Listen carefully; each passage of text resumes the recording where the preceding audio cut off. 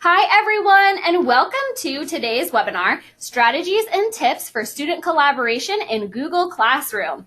Brought to you by Simple K-12. My name is Leanna, and we are here today with Jerry Swiatek.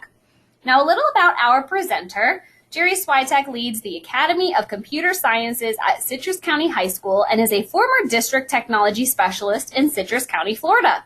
He is the founder and organizer of EdCamp Citrus, a Google certified innovator, Google Apps certified administrator, as well as a Google education trainer. Jerry is also very involved in the EdChat movement on Twitter, and each week Jerry archives each of the EdChat discussions, making them available to educators all over the world, and he often presents at educational technology conferences across the nation. Jerry, we are so excited to have you here today. Thank you so much for joining us. Thank you, Leanna. I'm excited as always. Great. Let me go ahead and pass the screen over to you. Perfect. You should see my screen. Everything look good? Looks great, Jerry. You're good to go. Excellent, excellent. Well, hello, everybody. And as Leanna said, thank you so much for spending time out of your busy day, whether you are watching us live today or you're watching the recorded webinar. I certainly appreciate you spending time as we learn today about a tool that I actually use every single day in my classroom, and I couldn't run and keep my classroom as organized as I do without this tool. So Google Classroom is without a doubt probably I would say it's my top tool, certainly that I use in my classroom. Again, it allows me to keep things organized. It is so incredibly easy to share with my students. Just with a couple of clicks of a mouse, and I can easily share and distribute things to all of my kids. So it's a fantastic tool, and I'm excited to share some tips for collaboration with you, because although Google Classroom is amazing, it is not necessarily the best place or the easiest place to have students collaborate. So I'm going to share some strategies with you that hopefully you'll be able to take into your classroom the next time you're there, and you can begin implementing these. So it's going to be interactive. I'm going to give you a chance to join my classroom, so it should be kind of fun. And let's go from there. So as Leanna mentioned, I am the lead teacher of the Academy of Computer Sciences. This is our third year of the Academy, and it just keeps growing every single year. It's been amazing, and the students are fantastic, and they're excited about their learning and all of that really great stuff. So I am also the founder and organizer of EdCamp Citrus. If you have never been to an EdCamp, I would strongly encourage you to check out edcamp.org. There you can find all kinds of information about EdCamps happening around the world, EdCamps happening in your area. And the great thing about that website and the great thing about EdCamp is that if there isn't one scheduled near you, well, you can easily start your own. And you can find all of that information at edcamp.org. I do archive the weekly Ed Chats that take place and have been doing so now, for almost 10 years.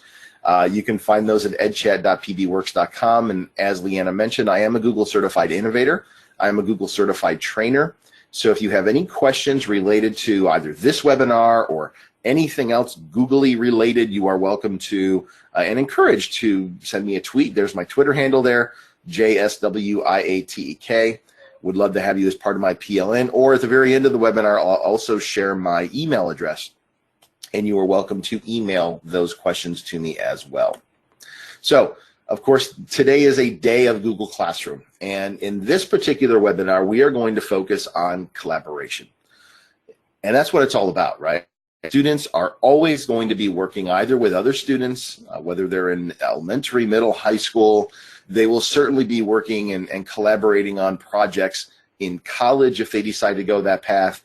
And as we all know, collaboration is an incredibly important piece in the marketplace as well. So in almost every single type of job students are going to have, they are going to be collaborating. And if we can begin planting those seeds and teaching them the skills to collaborate at this early age, then I think we're going to be helping to set them up for success. So Google Classroom is a really fantastic platform that allows us to do this. And the Google's definition of Classroom is that it helps students and teachers organize assignments, boost collaboration, and foster better communication. So Google believes that collaboration is incredibly important as well. And again, for us teachers that are already using Google Classroom, The organization piece for me is probably the most important part. I love not having to worry about making sure I'm sharing this folder or this file with the correct permissions, with the correct people, and because Google Classroom just does all of that for us, right? Well, now Google fairly recently introduced a new feature that allows us to super easily create groups and even select single students and do different things in Classroom that we weren't able to do just a short while ago. That is certainly increasing our ability to collaborate through Google Classroom. And I'm going to share some of those tools with you today and some of those techniques with you today. So of course, collaboration is key. From collaboration, we have so many other just sort of human interactions that take place. It teaches kids not just how to work well with others, but it teaches kids how to share. It teaches them trust. It teaches them, success and exchange of information. Collaboration teaches our kids so many different really valuable traits that if we're not using it, if we're not promoting collaboration in our classrooms, I think we're doing our kids a bit of a disservice. So certainly for me and in my classroom and what we do in the academy, it is incredibly important that our kids collaborate. They don't always like it. The collaboration that happens in my classroom is done typically randomly. I do not allow my students to choose their groups ever, because when that happens, in my experience, it's always been the same, 2 or 3 kids getting together. And then it's always the same 1 or 2 kids in that group that do all of the work.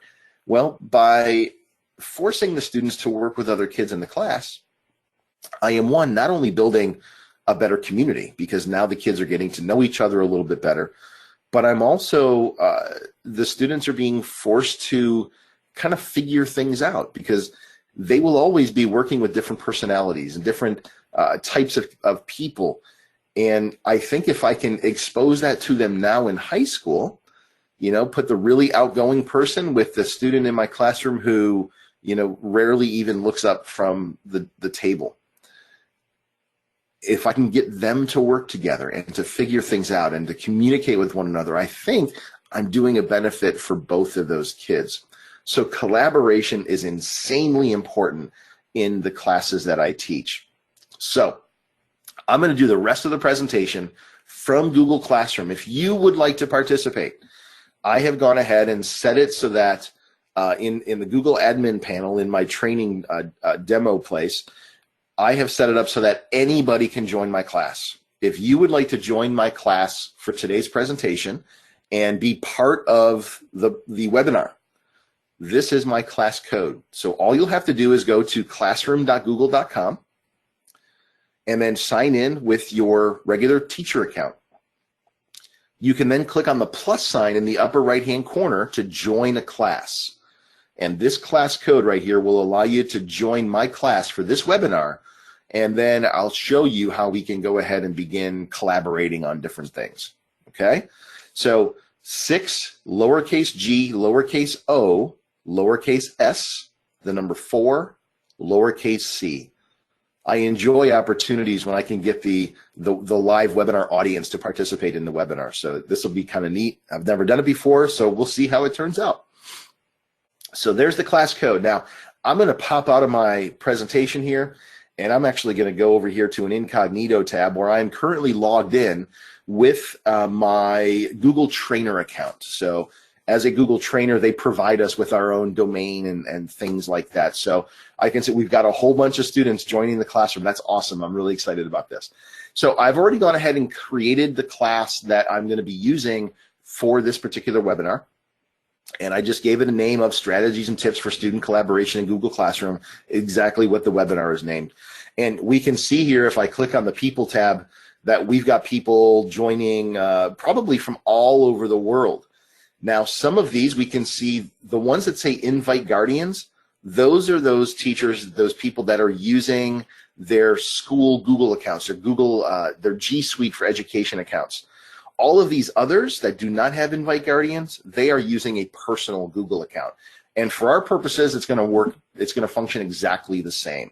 So thank you, all of you, for joining. This is going to be fun. I'm really looking forward to this. So let's start over here with the stream. The stream, of course, as you guys are probably already aware, this is where all of the information that is happening in our class is going on. Everything, all of the new announcements that I post, anytime I create a new assignment in the classwork tab, that's going to be posted here. So that's the stream. But what we're going to go to is we're going to pop over here to the classwork tab. And I'm going to share with you probably the simplest way to get our kids to collaborate in Google Classroom. It doesn't involve any documents. It doesn't involve anything complex. So if you're not quite sure you're ready to take that giant leap into documents and really doing some more in-depth things in Google Classroom, at the very least, you can pose a question. And then our students can answer those questions, but then they can also reply to each other's answers. And that's kind of neat. When we can get our kids interacting, even those quietest kids who might be afraid to raise their hand in class because they're afraid they'll get ridiculed or something for saying something not very smart. We sort of eliminate some of those fears when they're just having to type on a screen. So let's go ahead and create a question. So I'm going to go ahead and click on create, and I'm going to create a question. Now, there's a couple of different questions we can choose. We can choose a multiple choice question if we just want, maybe we want to check for understanding and as the kids are on their way out the door as maybe an exit ticket, or maybe we just want to do something as a bell ringer. We do a quick 5-question multiple choice bell ringer. But you'll notice that we don't have any options for collaboration here with a multiple choice question. So we can do that if we just want to check for that understanding. But if we want the kids to really be participating with one another, well, then short answer is going to be the type of question we want to create in here. And down here at the very bottom, you can see that there is an option for us to either toggle off or leave on by default. Students can reply to each other. Here's that collaborative piece. So I'm just going to go ahead and pose a question, and all of my students that are currently in this classroom, and I think we might be like over 40 or 50 students now, they are all going to see this instantly. So I'm going to go ahead and put in, let's see, what is your favorite feature of Google Classroom? So not a very open-ended question, sort of a close-ended question. I might ask, in the classroom, I may ask maybe a question that requires a little bit more opinion, something that's going to generate some conversation. And I would go ahead and put some instructions here as well. And of course, the points, if we're just going to do a little something just to kind of get the class started, I'm not going to grade that, but I am going to go ahead and set up a due date. So my students that are absent today, they know that there is a question that I want them to go back in and answer. So I'm going to go ahead and set a due date for May 13th, which is Monday. And then I'm going to go ahead and I'm not going to allow the students to edit their answer. If they want to, let's go ahead and turn that on, just in case somebody types something in wrong or they misspell a word or something. So I'm going to go ahead and click on Ask. Now this question is automatically added to the classwork tab, and then it's also added to the stream. And we've got 63 students in our classroom right now. So 64. So as my students then now answer that question, in fact, if I click on it, I'm going to go ahead and view question. As a teacher, I can see what students are answering those questions as they turn them in. So I can see, thank you, Lisa, you were the first student to turn that in. So I can click on turned in, and I can see here that Lisa's favorite feature is the repost feature. And we're actually going to be talking about the repost feature in a second here. So if you want to go ahead and answer that, or even reply to one of your other classmates' responses there, and the conversations can begin this way. So you can see how, when Julie says that her favorite feature is Google Forms, maybe Kelly wants to learn more information about Google Forms. So Kelly can then reply to Julie's post And Julie can then reply to Kelly's question or the response that Kelly gives. And this just is a really simple way to get our kids talking, even when maybe they're a little bit too shy to talk to each other face to face. And my students are doing a pretty good job. About half of them have turned in the assignment yet. So, Kiana, I'm hoping that after today, you will have a favorite feature that you'll be able to take back to your students. So really good stuff. Thank you guys for participating. I do appreciate that. So again, as a teacher, this is just a way for me to encourage my students to chat with one another. Now, of course, there's going to be a conversation that happens before we do any of this at the beginning of the school year, right? Guys, make sure you keep it school appropriate. As a teacher, I do have the ability to turn off or mute students. So if I have a student who is posting something inappropriate each time and I just feel like, hey, I need to shut them down for now, I have the ability as a teacher to do that. So knock on wood, I have not had to do that in the 3 years that we've been running the academy. So I'm hoping that that pattern continues. So that is the simplest way we can encourage kids to collaborate here in Google Classroom. So what I'm going to do is go back here to my stream. We can see here that, yeah, I understand Catherine mentions that many can't join outside of their domain because it hasn't been set up. I understand. Even if that's something that you would like to do with your Google Classroom, that is something that you can talk to whoever administrates your Google accounts for G Suite for Education. You can talk to them about the potential of opening it up to be able to do this sort of cross-domain collaboration like I am now. So let's take a look at another strategy that we can use. I'm going to do this right here in the stream. I'm going to go ahead and create, let me see here. I'm going to go pop into my Google Drive really quick here. And sometimes it doesn't always populate really quickly. There we go. Let's select that document. No, let's do this. Let's go a different way. I'm going to go back to the Classroom tab here. And what I'm going to do is I'm going to go ahead and create a new assignment. Now, this particular assignment is going to be a little bit different. This assignment, I have already created a document. Now, this will only work in a situation where maybe you're in a small group setting or you have a very small class that you want to collaborate in a single document. So this would be all of your students having the ability to write in a single document. So let's just go ahead and do that. So I'm going to create an assignment called single document. And again, I would give some instructions. I can assign a point value here. I'm going to once again go ahead and assign a date to that. And this time I'm also going to create a topic. Let's call this just SK12 practice. And I am going to attach a file. Now, one of the neat things about Google Classroom is I can, as the teacher, I can go in and I can create my documents ahead of time and then assign them and insert them into my Google Classroom assignments. But what's really neat about this is if I create this assignment the way I'm going to, I am essentially creating a template for my students to be able to work off of. So they don't necessarily have to recreate a document on their own. You can ask them to, of course, but as the teacher, maybe I want the documents all to look similar and I want them to answer a series of questions and that type of thing. I can do that just by creating a template. And I can either create a Google Doc, I can create a Google Slides presentation, it can be a Google Sheets.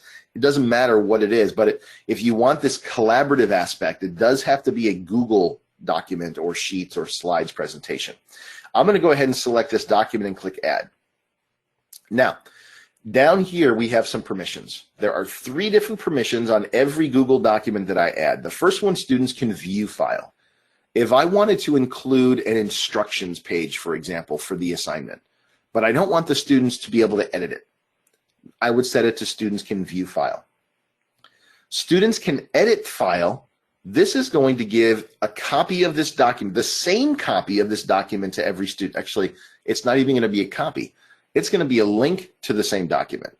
So all 75, 80 students that are in my class right now will be able to edit that document at the same time. The third option here is to make a copy for each student. So if I didn't want my students to collaborate, if I wanted each of them to have their own copy of the document, they're going to, modify it and then turn it in as their own, I would choose that third option. This is the one that I use most often in my classroom, just because the kids are doing, sometimes they're doing individual work and they need to turn that assignment in. For this assignment, though, we're going to go ahead and make it so that everybody can edit this same document. This will be fun with this many people. I'm going to go ahead and click Assign. And now, students, the 72 people that are in my class, you will now see a new assignment called Single Document. So what I would like you to do is go ahead and open up that document. Now, again, using your collaboration skills that we have learned over the school year, I don't want you to delete anybody's written work. I don't want you to write over anybody. I want you guys to go ahead and maybe in that document, tell me where you're from. Put in there, give us your the city or the name of the school that you work at or something like that. So we have an idea of the types of or the places that our different students are from. So now here's what I really like about doing these types of things as a teacher. So now this whole time as a teacher, I am retaining the right to edit this document. So I can now click on that document. And if everything is working well, what we should see is a whole bunch of people connected to the document. Once this document loads, come on, document. Let's try that again. And of course, on the day that I want to do live demos, Google is working a little slowly. Here we go. So now we can see, oh, look at this. We've had all kinds of activity in here already. So there may be too many people trying to edit this at the same time, which is why I'm getting this reconnect stuff here. But you can see I've got a bunch of different things here. We've got Pennsylvania, actually from Phoenix originally, but is living in Pennsylvania. We've got lots of different things here. Arizona, Illinois, South Carolina, good stuff. And what I like as a teacher is I can see who is editing where. Everybody is color-coded. So this helps the students as well figure out sort of where they're typing in the document, because they will see the people they're collaborating with, and then hopefully they're not going to be typing over one another. So the other thing that I love about being a teacher and using this, and I share this with my students at the very beginning of the school year, guys, when we are working collaboratively, I, as your teacher, can see everything you are doing in this document. Let me show you how we do that. If I come up here to File, go to Version History, and then see Version History. If I choose Version History, now I see a list of all of my collaborators. Notice how every one of these collaborators has a color associated with them. Notice that my document has colors throughout. And as I hover over each one of these sections, it tells me who did the edit. In this case, you can see here, somebody went in and removed part of question 2. I hover over that and I can see that Shauna deleted, accidentally or otherwise, deleted part of that question. But this is really powerful. When our kids see this, they're like, whoa, I can't type anything inappropriate. So we can see here that Donna went in and typed something in and then deleted it. So this revision history is so incredibly valuable, because it not only lets let the kids know that, hey, I'm watching all the time, but now I can go in when my kids are working in groups, I can then see there's no more question about, little Johnny didn't do anything. I did all the work. Well, now I can come in here and I can see exactly who did what, when they did it, because these revision histories are time-stamped as well. And I have complete control, and I can give my kids a grade based on their effort. Or, if I've got a student who is trying to take credit for something they didn't do, I can find that out. I love this feature. The students have access to this feature as well. They can't modify any of those revisions, but they do have the ability to go in and see the version history rather. So love that. All right, I could spend hours in here in Google Docs, but let's get back to Google Classroom. So now we have our second way we can collaborate. I want to get into another way. Let's make this a little bit more granular. Instead of having all of my students, all 80 of my students collaborating in the same document, let's break them up into small groups. Now, Google, thankfully, a little while back, made this a little bit easier by giving us the option. I'm going to go in and create a new assignment. They gave us the option up here of choosing the students that get this assignment. So here's the first thing I'm going to do, though. I'm going to create a draft assignment. And on that draft assignment, I'm going to go ahead and I'm going to attach, let's go ahead and attach this Google Slides presentation that I want my small groups to be working in. Now I'm going to change this so that students can edit file. And then what I'm going to do up here is I'm going to change this. Actually, I'm going to leave this as is. I'm going to leave it as all students, but I'm not going to assign this. This is my draft. So I'm going to go ahead and click on Save Draft. Now, I'm actually going to be deleting that later on. I'm going to go in and create a new assignment. And I'm going to call this, let's just call this Slides Presentation. And I would give it some instructions, give it a point value. Let's go ahead and assign it a due date. I'm going to give them a little bit of time to work on this one. And I'll also go ahead and put in a topic. Oop, actually, I'm going the wrong way. I apologize. What I want to do is I want to reuse a post. Sorry about that. Scratch what I just said.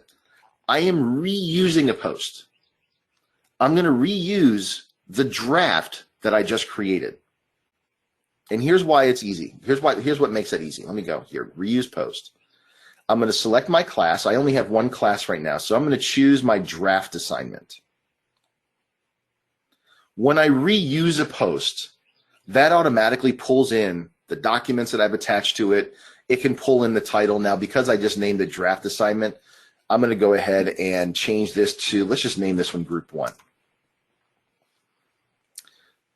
I want my students to be able to edit that, but I don't want all of my students to be working on this particular assignment. I only want Group 1. So I'm going to choose Amanda, Becca, and Beatrice to edit this assignment. So now only those 3 students are going to see it. So now when I click on Assign down here at the bottom, of course I'd have to assign it a due date again and a topic. But now when I click on Assign, only those 3 students are going to have access to this particular copy of the presentation. So then I would go back and I would do the same thing. Come back up here, create, reuse post, choose my draft assignment again. And I'm going to do the same thing now for group number 2. So I'll call this Group 2, set my due date again, set my topic again, choose my students. I don't want all of my students. Now I want Bonnie, Catherine, and Chanel. And I assign. So just like that, it doesn't take a lot of time. Once you have that draft already created, I can zip through those different groups pretty easily. Now, the great thing about doing this too is I can group kids up maybe by their work ethic. I can group kids up by, maybe I've got a kid who is sort of ahead of the game and another kid who's lagging behind a little bit. I can put them together so that they're working together and they're seeing the different ways the kids learn and different things like that. So this is how I assign group work with my students. And now in here, again, as the teacher, I retain the right to edit all of these documents. So my students, as they're working in these documents, I can click on each one of them and I can see my kids working on those presentations. In fact, I can see here that one of my students, Catherine, is already in there. She's in group, that was Group 2, I believe. and Catherine's already in there making changes, and I can interact with them. I can just let them, go ahead and work as I just sit back and watch. It's really fantastic. So there are lots of different ways, and that one is probably the most complex way, but I think it's the way that we are going to be doing collaboration in Google Classroom the most, because we're not going to want 30 kids all editing the same document. Maybe sometimes it can get a little bit crazy, as you saw, but I think by allowing us to do these little small group chunks and having the kids work in their own respective documents. The other thing I love about this too is because we're using Google Docs, the kids can do this from their own devices. Whether it's an iPad or it's a Chromebook or it's a computer, we don't have to have 3 students gathered around the same computer, and because we all know what happens then. You get one kid doing all the work and the other 2 are talking about the weekend or whatever, talking about their boyfriend or girlfriend. This way, all of the kids are at their own device. They're all collaborating. We can see the revision history to know exactly who is contributing what. And it really makes our lives a whole lot simpler. It removes a lot of the questions the kids always have about how we're going to grade it and how we do this. And Google just does all of this for us. So those are my strategies and tips for student collaboration. I hope you found something, even if it was just the initial question part, just getting the kids talking to one another. Even if that's the only thing you bring back to your classroom, that's a great place to start.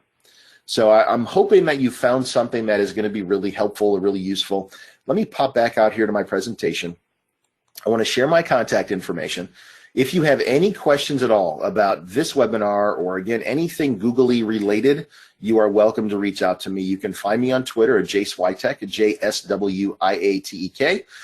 You can also email me. I get several emails after every webinar, and I'm happy to answer those, jerryswiatek@gmail.com.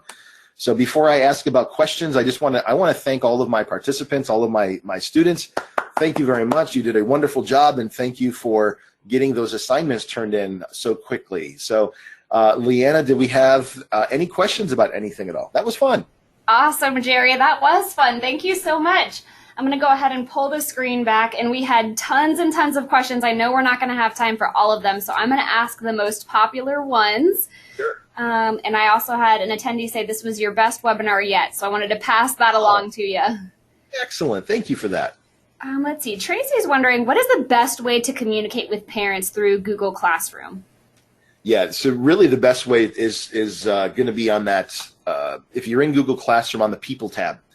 Your students are going to be signing up for your class using their G Suite for Education account. That will allow you to invite parents, or I think it says invite guardians, to Google Classroom. And what that allows the parent to see is all of the communication and the work between you and their child. It doesn't let them see the entire class. It only allows them to see what is relevant for their child.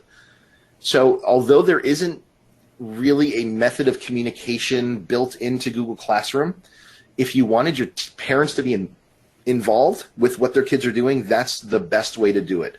And they can do that using any email address that is associated with a Google account. It can be a Yahoo account or a Hotmail account. It doesn't matter, but it would just then be associated with a Google account, and your parents can see everything that their child is doing there inside of Google Classroom. So there's really no way to do one-on-one connections with parents in Google Classroom. That would be the best way for you to do that. Okay, great. Let's see. Patrice is wondering, what is the difference in G Suites for Education and Google Classrooms? I'm sorry, can you repeat that again? She said, what's the difference in G Suites for Education and Google Classrooms? I'm not sure I understand. What Google Classroom is part of, it's an app, part of the G Suite for Education suite of products, just like Google Docs is and Google Slides and Google Sheets and so forth. So recently, maybe a year or so ago, Google actually opened up Google Classroom to everybody.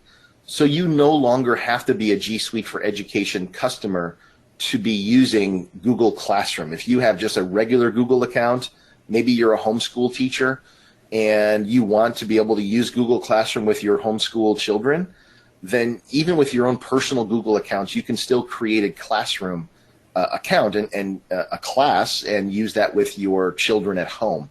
So they kind of broke down that barrier a little bit, but there's a lot of additional features that are available in Classroom if you are using a G Suite for Education account. And I hope I answered that, because I'm not quite sure what the question was asking. Okay, great. Is there a limit to the number of students enrolled for each class? You know, great question. We just had over 80 students enrolled. I have never encountered, I have, in my school district, we have teachers that are, that oversee, sometimes our juniors and seniors will take on a class called Executive Intern, and sometimes those classes can have many, many dozens, if not 100 different students in it.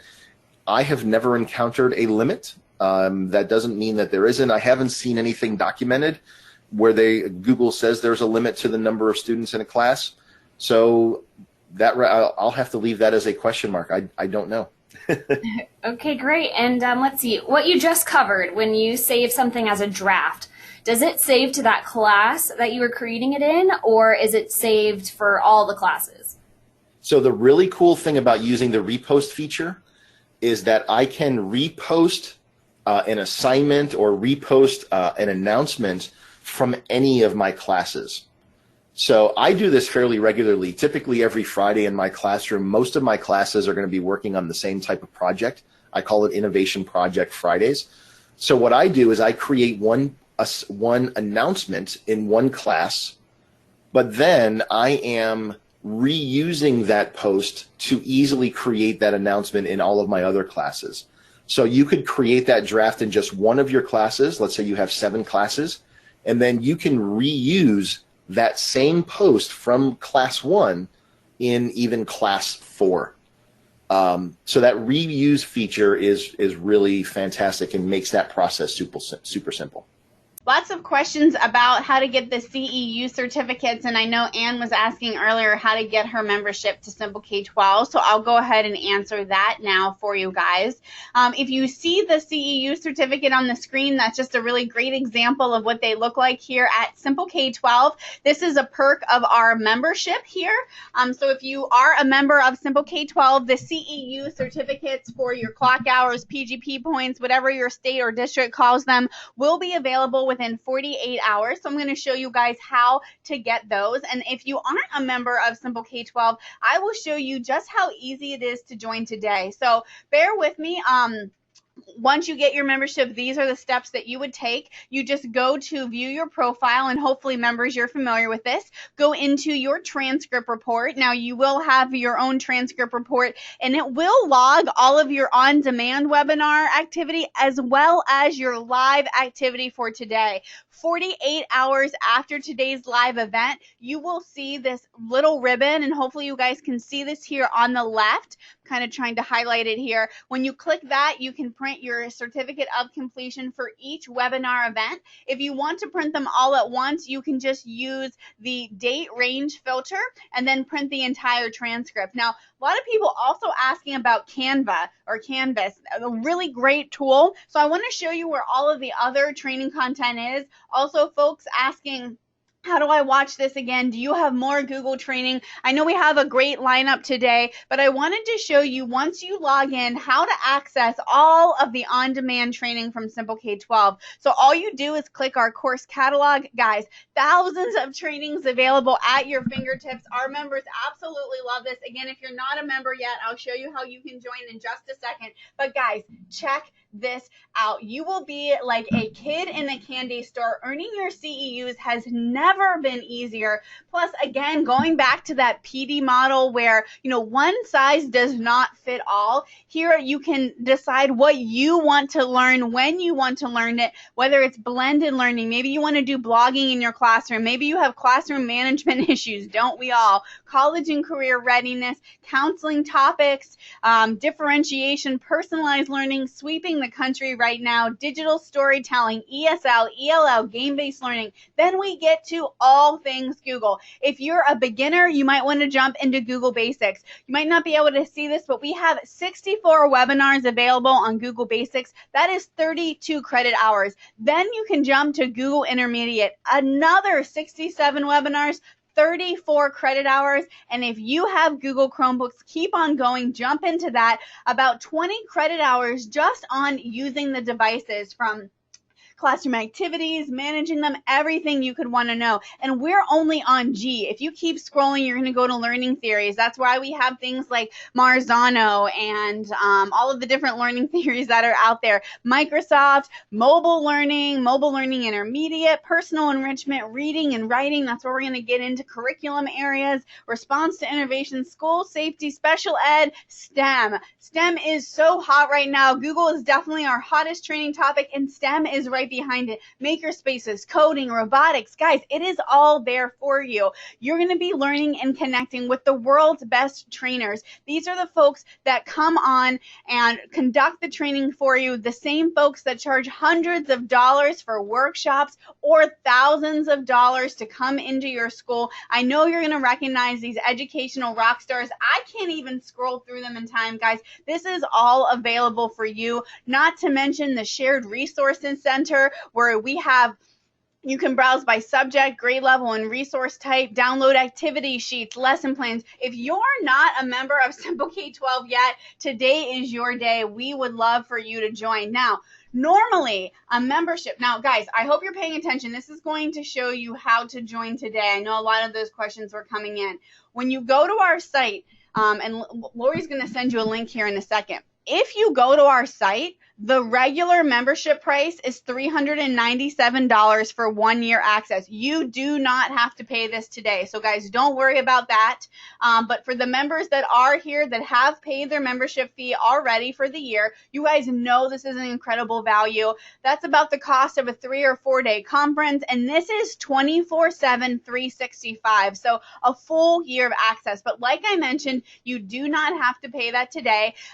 So to get a price, or to not pay this, Lori is going to send you a link, and you have to have this very special link, and I'll show you exactly what to do, guys. Now, as I mentioned, you're going to get all of the live upcoming webinars, 500 live webinars a year. You're going to get all of the on-demand CEU certificates, 24/7, 365. You're going to have access to the Shared Resources Center, the trainer. Now, again, normally one of our discounts takes it down to $297. This is great for friends and family, things like that. You're not even going to pay that today, guys. We have a triple discount for you, taking it down to $197. That's $200 off. And then our final triple discount price, just $177. But guys, you can only get this if you have the special link that Lori gave us. And what, Lori? The coupon? There's a coupon code today. Coupon code? Okay, I don't think the coupon works with this offer because it's already low. But we can try it out. Someone wrote in about a coupon code. We have our friends and family event going on. I don't think this is going to work, but we can try it. Wow. Is that supposed to happen? $30 off. All right. Well, it seems to be working. Okay. So a triple plus a discount. So, all right. Sorry. Let's go back here. It looks like our friends and family discount is working on top of the webinar discount. I don't know how long this will be working. The coupon code is family. Normally, let's see if I do it again. What happens? No, okay, just 30. Now I'm getting greedy. Okay, guys, go ahead. I can't promise how long that coupon code's going to be working, only because I know it's supposed to be taking it off of the $297, but it is working on the $177. Let's try the 2-year option. Let's see if it works there. It does not work there. So it looks like it's only working if you want the 1-year option. Maybe they've turned it off because they found out that it's working. Nope, it's still working. Okay, so it's working on the 1-year option. Hey, I say take advantage of it. If there's a tech glitch, that's on our end. I think you guys should totally take advantage of that. Normally 177. If you go into the 1 year, I'm gonna keep trying this. Looks like the $30 is coming up. Okay, guys, this is a no-brainer for 147. Yeah, that is, you can't get any sort of professional development for that price. That's 1 year access to absolutely everything, $147. So Lori's going to send you the link. Again, I don't want to, say anything incorrectly. So what I will have to say is that the price for today is $177. So that will be available until midnight. It appears that there is a glitch with our friends and family coupon. It is working on the $177 price. But we cannot guarantee that. So that seems to be some sort of tech glitch. I know once the orders start coming in, our tech team is probably going to get some sort of notification. It is a Saturday. I'm not sure if they'll be working or catching it, but Lori's going to keep an eye on that. If you buy now, it looks like the $30 is still coming off. The coupon code is family. So guys, family, what's most important to us, it's part of our friends and family deal. That does seem to be working on the 1 year option. It's not working on the 2 year option. So 1 year, just $147 if you use that coupon code family. Guys, don't feel bad. Someone asks, is it cheating if I use it? No, it's not cheating. It's working. That's on our end. You should not feel bad about it. You should feel great that you're getting a good deal.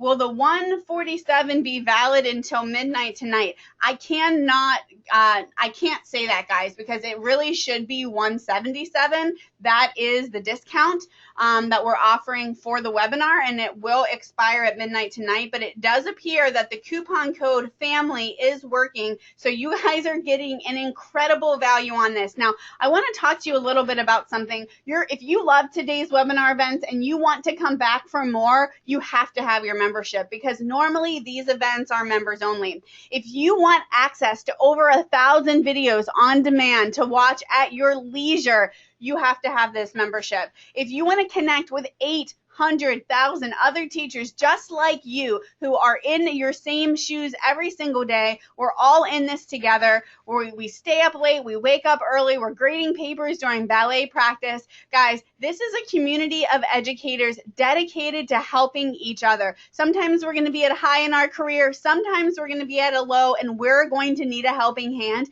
And that's what Simple K-12 is all about. We've all been to a boring professional development seminar before. Irrelevant, not engaging. It's not something that we can put into our classroom, but Simple K-12 is here for teachers, by teachers, made for you. And don't forget the certificates of completion. But guys, I want to point something out, because if you're joining us today because this event went viral on Facebook or a friend told you about us, you might not know too much about Simple K-12. We've been in business for over 35 years. We're the world's largest provider of online professional development. We serve more than 1 million teachers all around the world. We work with schools, states, teachers from literally over 120 countries. And guys, we offer a 45-day, 100% money-back guarantee. I don't want you to say that you like Simple K-12. I don't even want you to say that you love Simple K-12. We want you to say that Simple K-12 is hands down the best professional development experience you have ever had as a teacher. And if you can't say that, we will give you your money back, because this is an investment in yourself.